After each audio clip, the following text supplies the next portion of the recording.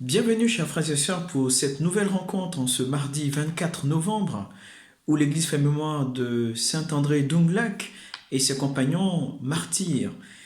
Que nous dit la parole de Dieu? Tout d'abord, au livre de l'Apocalypse, les chapitres 14, versets 14 à 19, on a la présence d'une nuée blanche, précisément.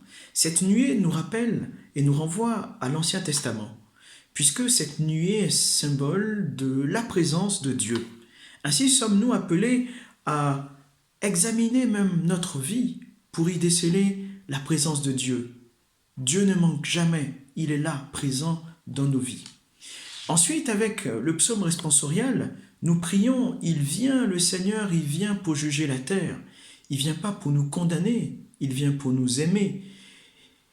Et cet avertissement doit nous aider plutôt à œuvrer avec charité, à rechercher cette présence de Dieu pour nous mettre au service de nos frères et sœurs. Dans l'évangile en Luc 21, 5 à 11, nous contemplons Jésus qui exhorte ses fidèles à ne pas contempler le temple, puisqu'il leur dit, il n'en restera pas pierre sur pierre. Et il leur dit, prenez garde à ne pas vous laisser égarer. Nous aussi, nous pouvons faire nôtre ce conseil de Jésus à être vigilants aux signes.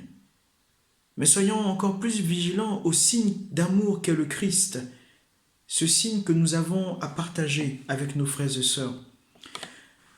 Ouvrons à présent la méditation de l'encyclique Fratelli Tutti. Nous sommes au paragraphe 40, où le pape, justement, souligne l'élément fondamental qui est justement la migration. Et cet élément fondamental, le pape nous dit qu'il nous faut retrouver et y mettre le sens de la responsabilité fraternelle, c'est-à-dire arriver à trouver un juste équilibre entre l'accueil fraternel et aussi l'épanouissement d'une population locale. Et le pape continue en disant que l'Europe a justement dans son patrimoine culturel religieux tous les instruments possibles pour défendre ce qu'il appelle la centralité de la personne humaine. Voilà ce sur quoi nous pouvons méditer en ce jour.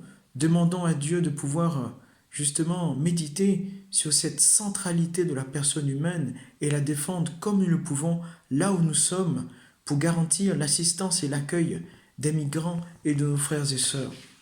Terminons par la méditation d'une phrase de Sainte Thérèse de l'Enfant Jésus.